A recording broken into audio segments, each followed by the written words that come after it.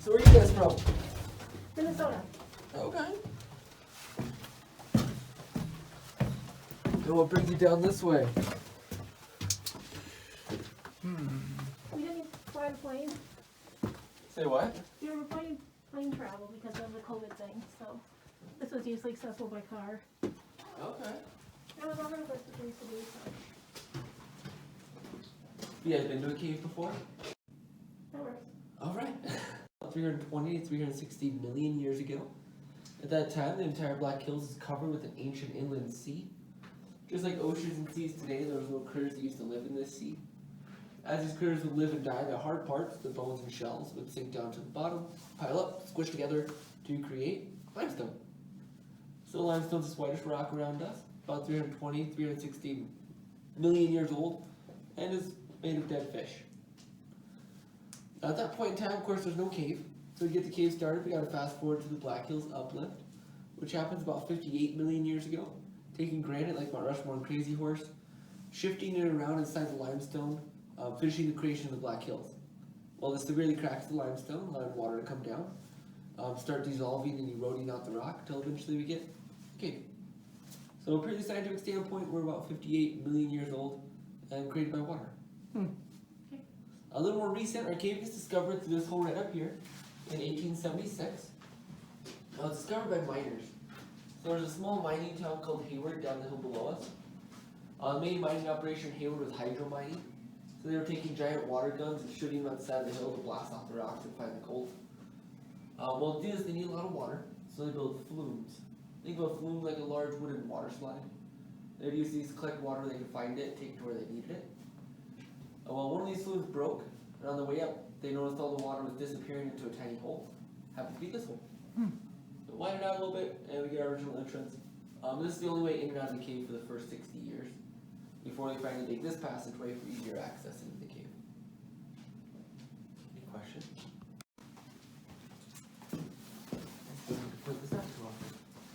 So right here is one of our only fossils in the cave.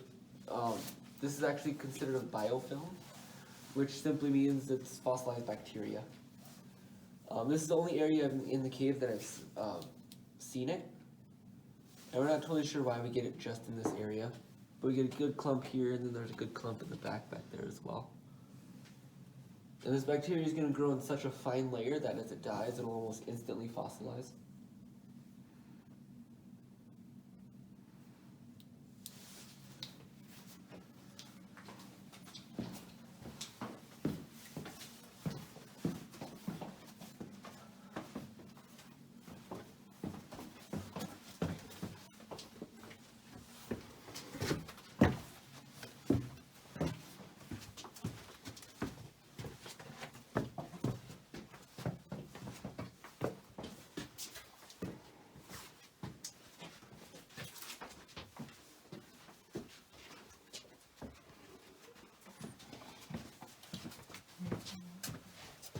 So we do crawling tours, normal seasons. We don't have to wear masks in the cave.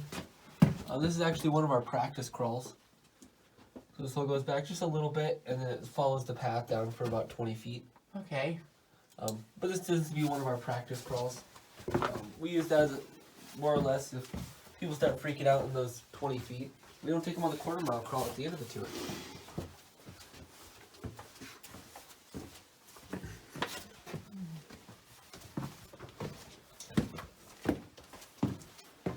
And this is the exit to that pathway.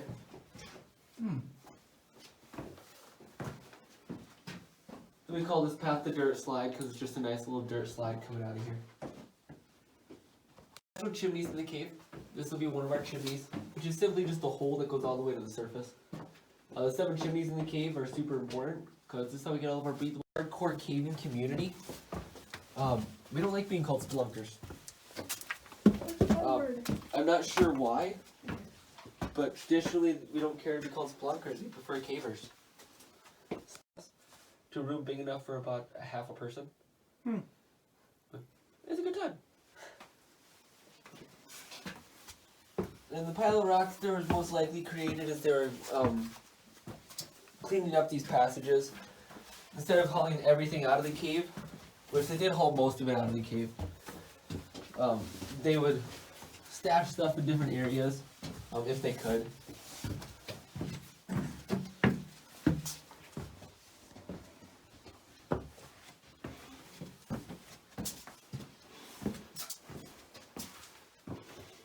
So this would be the upside down Badlands. Kind of looks like the Badlands hanging from the ceiling. But this gives us a couple good visuals. First one being all these watermarks. So that's what all these are. They're just watermarks from water carving out different pathways in the ceiling. We also get these watermarks coming down the wall from water trickling down the wall as well. Also shows us where the floor used to be. So originally when the cave was discovered, a lot of these passages were plugged up with dirt and clay. Some of them so much so that they were filled up to about this top shelf. So early explorers would be crawling through 1 to 2 feet of dirt and clay, of space, to get back to the bigger rooms we're going to. This room wasn't filled up quite that high though. Gonna get kind of this darker, God I hate this flashlight, sorry. Gonna get kind of this darker smudge along the bottom of the rocks here. That was most likely closer to the original dirt level. So this room was probably filled up about 3 to 4 feet with dirt and clay before it was dug out for tours. I will not be using this flashlight all day. I forgot mine at home, so I had to grab the spare.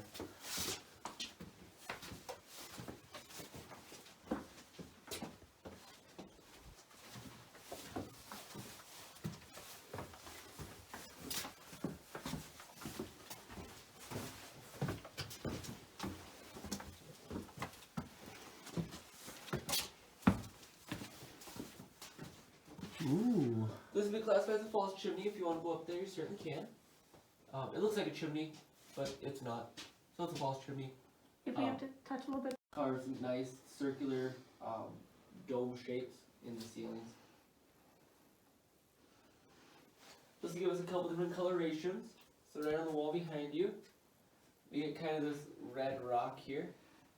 This red rock is paleokarst, which is a fancy name for petrified dirt. All the paleokarst we have is from the Mississippian time period. So it's Mississippian time paleokarst. And this actually gets formed in the cracks of limestone. So you can see how that paleokarst was shoved in through the crack, and then it filled up this air pocket. Now that paleokarst has a lot of iron in it, so you're going to get these orange stain marks coming down from it. This is iron oxide, which is just simply rust. So the iron in the paleokarst will actually leave rust marks. All these together, it's called sponge work. These are ancient air bubbles. So a little before the rock's a rock, it'd be the mud that you find at the bottom of oceans and seas. Well, it's in this mud stage. You got critters that live in the mud. As these critters go about their lives, they leave behind air bubbles and trails. They get trapped in the mud. With enough pressure, that mud turns into a rock. But these air bubbles in life. So right up here, we've got some petrified coral. Be one of our better samples especially of coral throughout the cave. And then right here, it's really eroded out, but we have a little petrified coral here with an ammonite right next to it. Looks kind of like a snail shell. Questions on anything? I can talk for the three of us.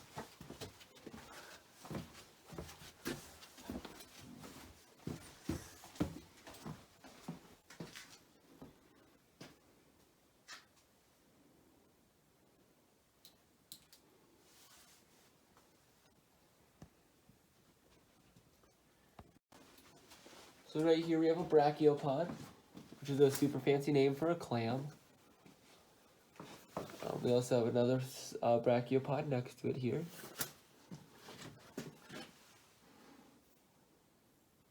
A little bit of a crinoid stem popping out there. One somewhere. Right here.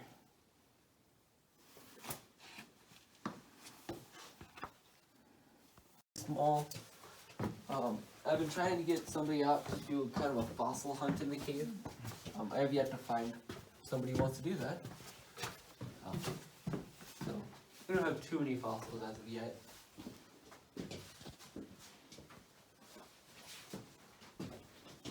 We got the collapsed land bridge there. Just boulders that millions of years ago collapsed, ended up getting all the sponge work up in this upper corridor here.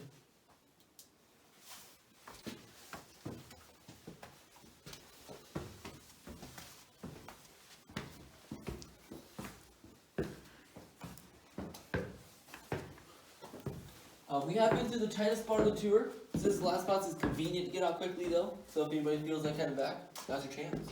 Anybody feel like heading back yet? Nope. Perfect. What took us about 5-10 minutes to walk back here? What took the original explorers about an hour to an hour and a half to make it to this point? 2 reasons. Pathway was plugged up with dirt and clay, so they're crawling through holes about this big. And of course, they also have no lights of names and initials all over this room. Most of these are pretty hard to read anymore. But at one point in time, it was thought that every single person in the little town of Hayward had made it back here and put their name in the rock. So this became like an unofficial town roster for Hayward. Town roster was generally kept in the post office, therefore this became known as the post office. Another coloration we're going to pick up in the cave will be this. So this is manganese. It's another mineral naturally found inside limestone. Tis the form of the cracks right alongside that paleokarst. This kind of has a powdery consistency, so it stains really easily. This will actually permanently stain clothes and potentially stain skin for a few weeks.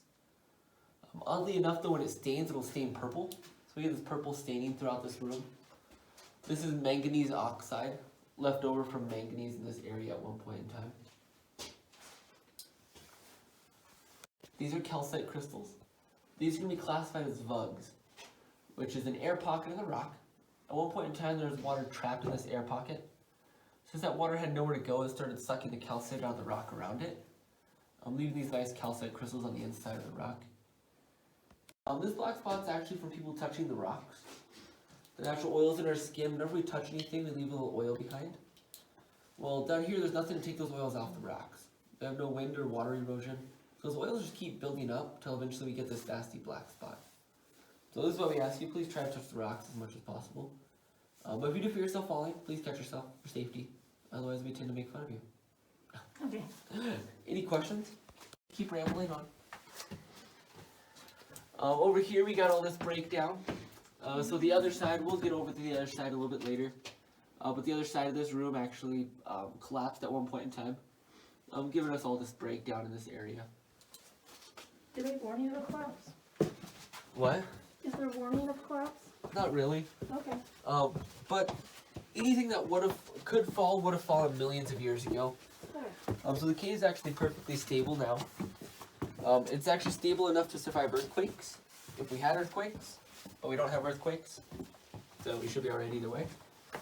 But the way the cave is formed, it's going to create its own arches and support systems.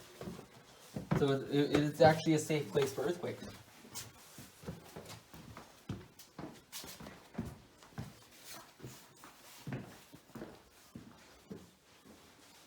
This will be another one of our chimneys.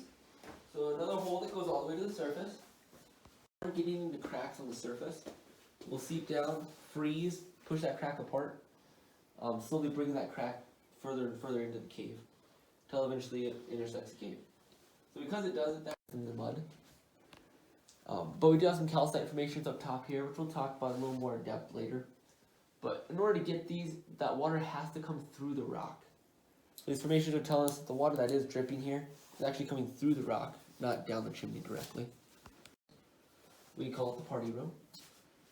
Two of you guys used to go back there and scratch your names into the rocks. We're not allowed to do that anymore. Most likely that was put there by accident.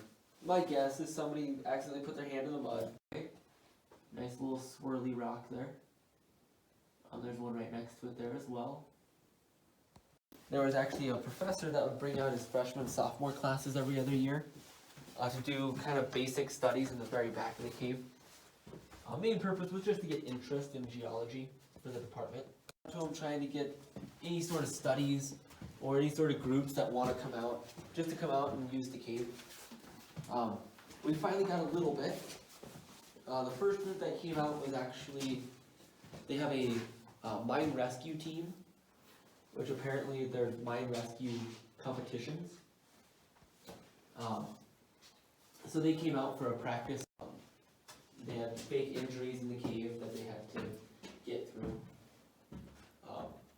So we're hoping to do a little bit more of that with them. And we're guessing that's mostly the size of the fossils that we have.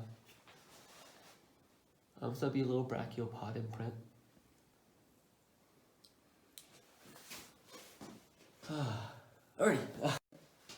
So since there was nothing left, those early explorers were about 2 hours into their trip. Typically when you get to the back of the cave, you want to rest a little bit before you head back out. Well, one of those common cave pastiming is to find pictures in the rocks. Over time this becomes known as the image room. So first off, we have the pig back here. Also looks like Alf, but anybody remembers Alf? Up above us we have our elephant. There's his trunk, his mouth, his eye, his big flappy ear. So we got our donkey. There's his nose, his eye. Ear goes up over that piece of paleokarst. Our rabbit. There's his head, his ear, his body, and his foot. Squirrel. There's his head, his body, big bushy tail. Can't forget the acorn. And then of course the giant T-Rex head. There's the top scary teeth, bottom scary tooth, his eyes back over there. So big old T-Rex head. But the most important, so we got two sets of lines. We got these vertical lines coming down the wall. These are watermarks trickling down the wall over thousands of years. More importantly though, we have these horizontal lines that kind of dip down to the stairs there. These are watermarks showing water that used to flow further into the cave. So a vertical piece together, well, if water used to flow further into the cave, it had to go somewhere, a cave must keep going. So we spent around 2.5 days down here, alone, by candlelight, digging this nice historical pile of dirt out of the hole we're about to go through. Questions on anything? So not all of them are right out in the open. We think this might connect over to that chimney that we were just in, but we're not totally sure. So we do count it as a separate chimney since we're not totally sure if it actually connects or not. Down here at the bottom of the stairs will be the deepest point in our cave. So we're going to be about 158 feet below the surface, putting us about 15 floors, even though we're only about 20 feet lower than the gift shop. So we're about level with the top of the parking lot.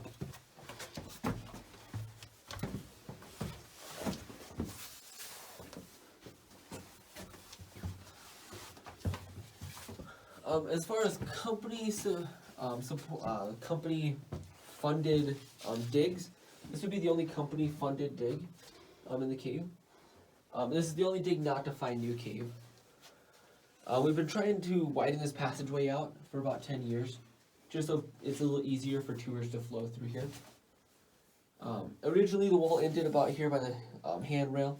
Last year the passageway ended about here. So the rest of that I actually pushed it through to the other room, but I do got to make stairs on the other side in order to finish that. So you get some nice shiny sandy layers, you get some nice hard clay layers. It's just as the dirt was washed into the cave over millions of years. Over different time periods it brought in different minerals and different layers. Including, over here we actually hit a pocket of sand. So just soft, loose, completely loose sand in this area. And we do have watermarks on the ceiling here, so water traveling down that way. So I wouldn't be surprised if we dug far enough if we were to find anything on that side. That's not currently our intent to continue with this dig, because we do have other spots where we believe the cave might go further. And as far as all those exploration digs, those aren't necessarily company funded. Those are tour guides coming in days off after hours just to dig in the cave because they have no life. So we have a handful of spots we think the cave might continue further. And we kind of lead the tour guides to those areas. If you want to keep going, if you just want to wait up by the handrails up there. Sorry, up there.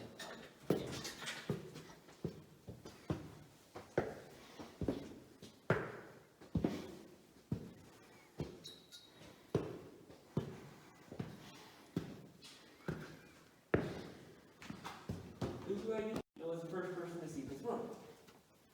In caving tradition, if you find a room, you get to name it. So Virgil Williams, with his vast imagination, decided to name this room the Big Room. This is the largest room that we have in our cave. All in all, it's about 2 to 2.5 acres, putting it about the size of 2 football fields. If they drip onto a flatter surface, we'll get stalagmites like these guys right off over here.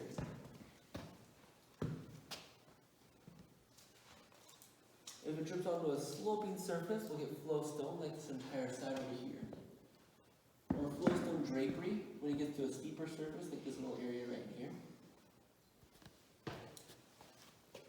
If we get information to grow large enough for each floor to ceiling, we'll classify the column like that at the top of the stairs there. Or if we get information to form on a slant or a crack in the ceiling, we can also get cave baking. This guy right here.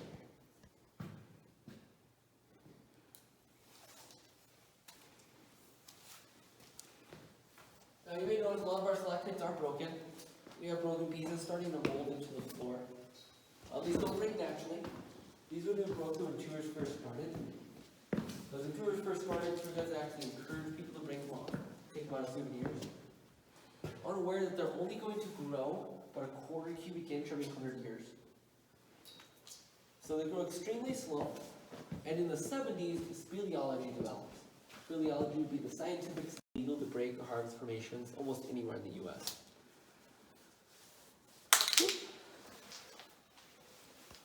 See all these little bumpy parts coming off?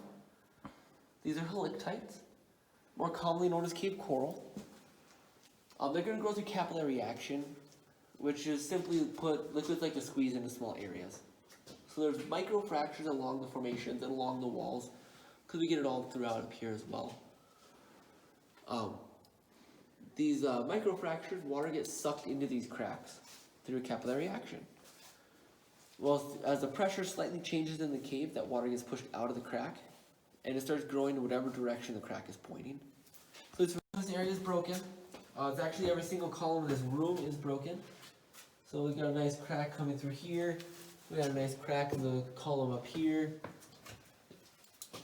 Reason for that is twofold.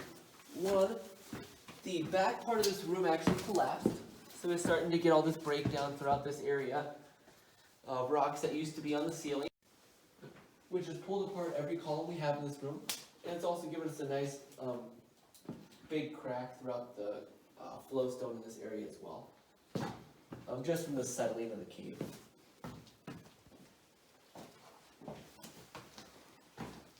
When that baking gets really nice, we'll sometimes refer to as cave curtain, as it gets long, which has pulled apart every column we have in this room, and it's also given us a nice big crack throughout the flowstone in this area as well, just from the settling of the cave.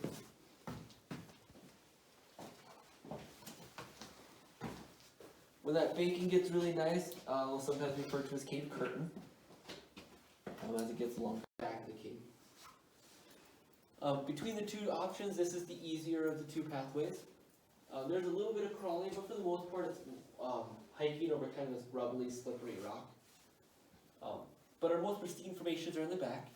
We came in and cleaned them off, which pretty much is taking a toothbrush and a little itty bitty tiny sprayer. They're brought in by us. So when we breathe out, or on our clothes, our shoes, brings in the algae spores.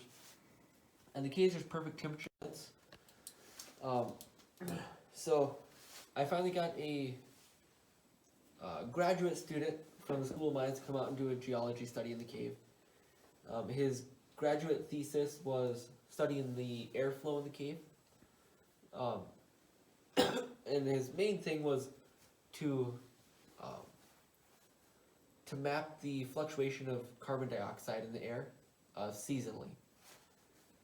He anticipated that we'd have lower carbon dioxide in the winter, just because as the temperature cools down, the cave's going to breathe better. And that is what he found. So we do have a lower carbon dioxide. We typically save it for the adventure tour because it's a little small. The room's big enough for about 5 people. Now, since we're a smaller group, I can actually take us back there if you'd like. I'll get back there, it's about... Alrighty. As I mentioned, it does tend to be a little slick. So if you do need to use the rocks for support, safety first, please use the rocks for support.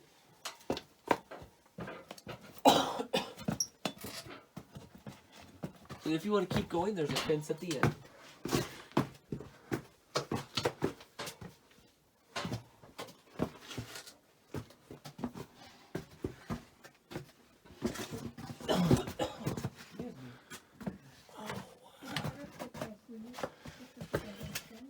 It is better. It's not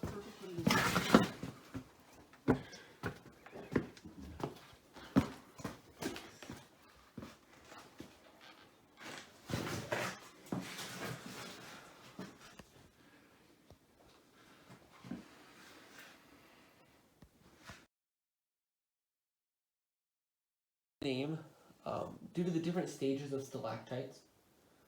So the first stage is actually a soda straw. So right back here in the middle, back here we have a super thin formation. Long, skinny, it is in fact hollow. This is a soda straw stage. That's how stalactites start. Reason for that is as they drip off the ceiling, all the natural calcite in the water drip gets pushed to the outside. So when it drips off, it actually leaves that calcite in a small circle.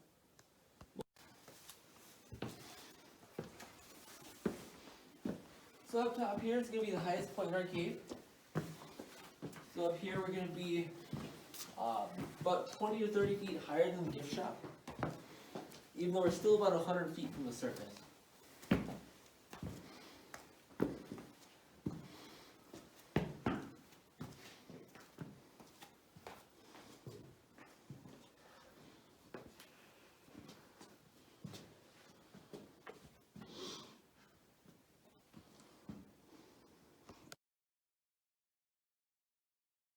It works really well for polishing minerals and gems.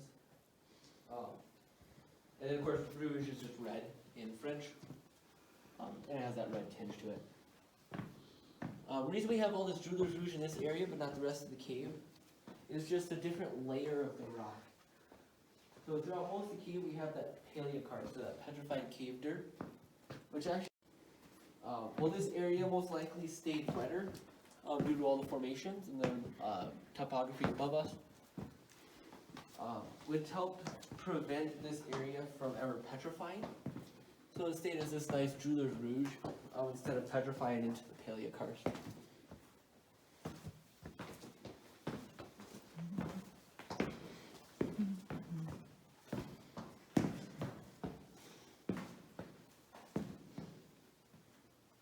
This here's going to be the largest formation we have in our cave. It was connected one time, so even though it's broken, it is still considered to be a column. It is currently pulling apart at the weakest point. Now you can see where it tried to grow back together. Sadly, this will most likely never grow again. When tours first started, tour guides would tell people this is a good luck charm, encouraging people to touch it, rub it, hug it, smell it, lick it, and kiss it. All the oils off people's bodies have seeped into this formation and give it this shiny, oily coating, which makes it so water can no longer stick to it, which makes it no longer grow. Because I would classify this as a dead formation, since it will most likely started picking up a Valentine's event, and part of the Valentine's event is Valley Rules in the back here. The White Chapel is the largest of our 7 chimneys, so there's yet another hole that goes surface. Back in the 40s, the business at the cave actually closes due to World War II. There's just nobody traveling around the country anymore. And the owners take it as an opportunity to figure out where this comes out. Now, there's really no good way to do this, even still today. So they devised a smoke test. So they wanted a lot of thick black smoke they could see on the surface. So on top of a fire, they actually decided to do a tire fire. The pool of water we have in the cave, on the other side of the stalagmite. Nice white flowstone. The natural color of calcite is going to be kind of this white to bluish color. A strip at the top. That's from the iron. There's some rust or iron on the rock above it. So it's pulling that into the formations are just simply oxidized. So more or less, they haven't had water in so long that they've dried out. The surface is oxidized, changing to a yellow to brownish color. That's reversible.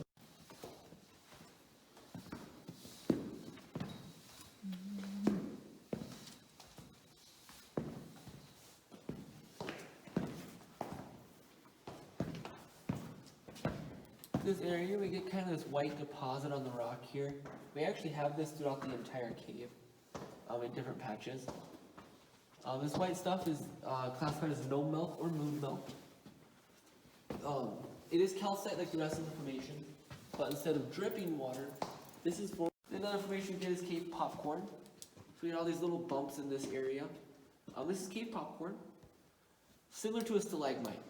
So a stalagmite, the water drips down, builds up in one spot, giving us a nice stalagmite like this little guy.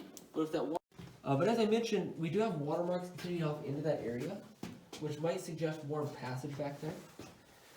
As I was digging this area out, so for decades, the floor's been up here.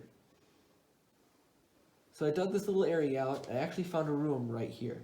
So the little hole actually goes back to a little room, right off the main path. It's not a big room. It's about 5 feet long by about 3 feet wide by about 2 feet tall. So it's not a very big room. But it just goes to show that working in a cave, you never know where you're gonna find something. This has been 2 feet off the path for.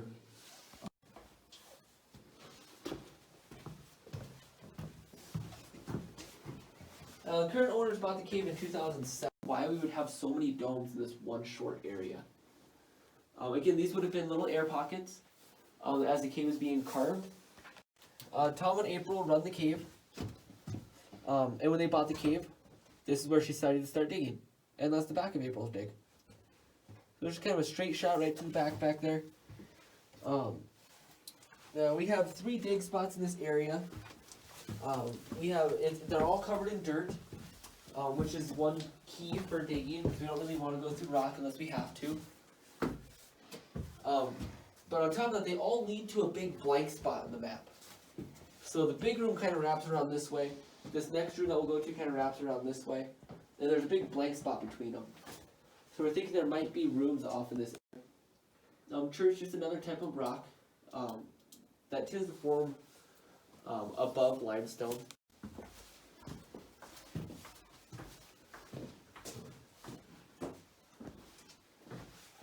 Another dome here, another dome off on the side over here. Cool thing with this dome, the water in this area carved out the limestone so gently it actually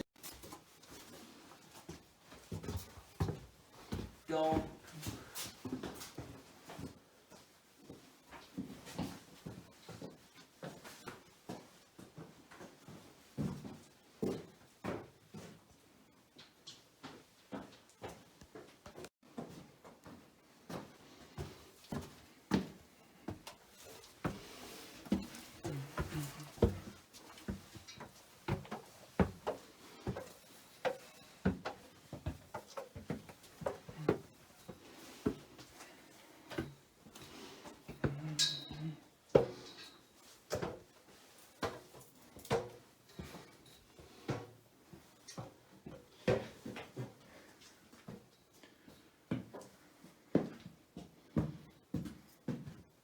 Information off on this side as well.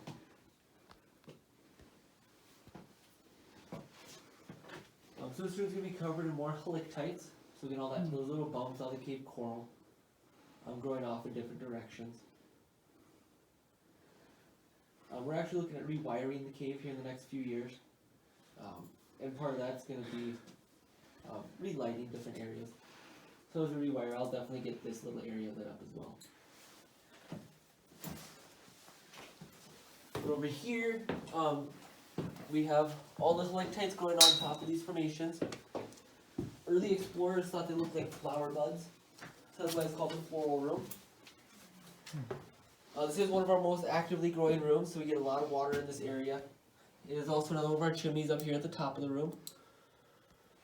These formations were photographed by National Geographic. A little slick around the back here as well.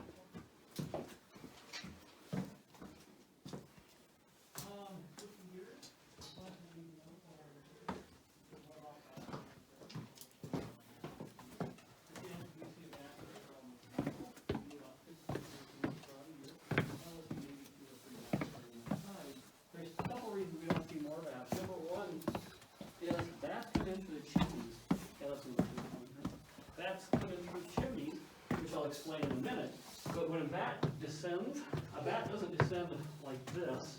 A bat descends like this, and so they have to come over a roof if they can spiral their way down. Our chimneys are fairly steep and narrow, it's hard for bats to get in there. The second thing is the temperature.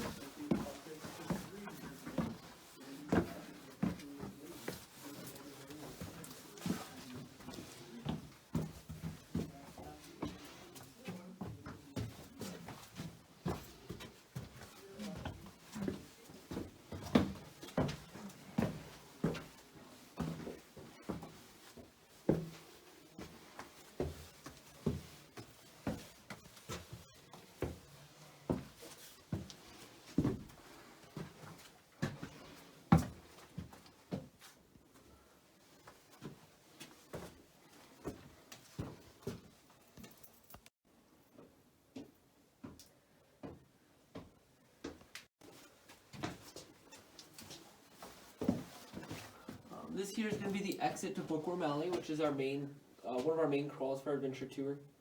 So this will be the exit. The entrance will actually be right down here.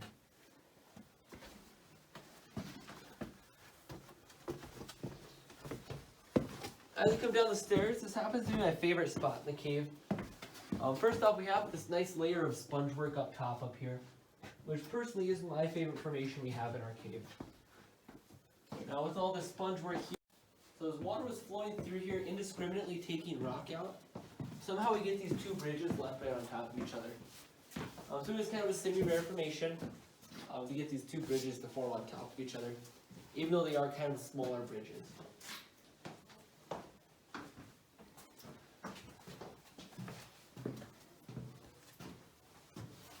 This is going to be the entrance to Bookworm Alley. So this pathway goes about a quarter mile before you end up on top of the stairs up there. Along that path, the smallest part of the cave starts. The exit tunnel here was blasted out in 1969 for easier access in and out of the cave. So as you go through, you can see the drill marks in the wall, rocks.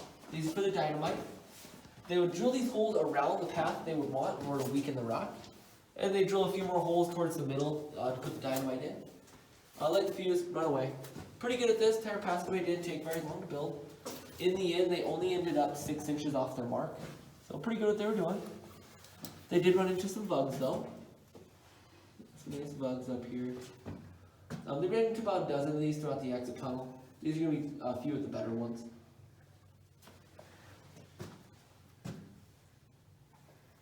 They also exposed some dendrites. Dendrites are watermarks.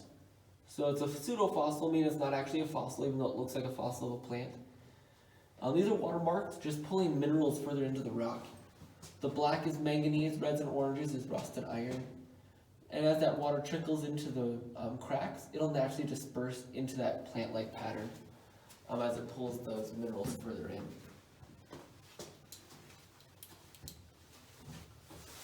As they were creating this passageway, they did run into this room. Nobody knew this room was here because it was not on any of the original maps. And it connects to the upside down Badlands through that little hole right up top up there.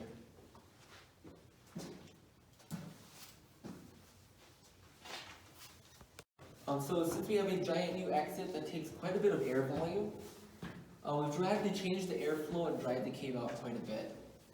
To counterbalance that, we're in the process of getting a door put on this end of the exit tunnel, hopefully this winter. That door will go in right here behind me. This will hopefully reestablish closer to the original airflow and try to get the wetness back up in the cave as well. Once we get this door put in here, the rest of this tunnel into an interactive museum. So we would line the walls with interactive display cases going up both sides, talking about caves, geology, the Black Hills, whatever we can kind of squish in here. This here is actually, as they were creating the passageway, they created 2 of these little holes. So they cave every time they were going to blast. They were blasting out this tunnel. Another upgrade idea is we actually want to pave this entire floor. This is a little easier walking. We have to bring in gravel every now and then. And I hate bringing rocks into the cave that aren't natural to it. So we're thinking of paving this. One of the ideas on the paving is to eventually get it stamped, so it actually follows the progression of how the earth has changed over the millions of years and where the Black Hills has been located. Originally, the best guesses is the Black Hills is actually located over by where Japan is now. Then as the tectonic plates moved, you've got Pangea, then that broke up to eventually get it to here. And that would just kind of show that progression of where the Black Hills has moved due to tectonic plate activity. We've also thought about putting in a wine cellar. So we take 36 feet of this, 70 feet of this wall, and push it back 36 feet. Create a wine cellar, because the cave is perfect temperature, humidity to store wine. So we can create a wine cellar as well as a tasting room in the cave. Once we can finally get somebody to make wine for us.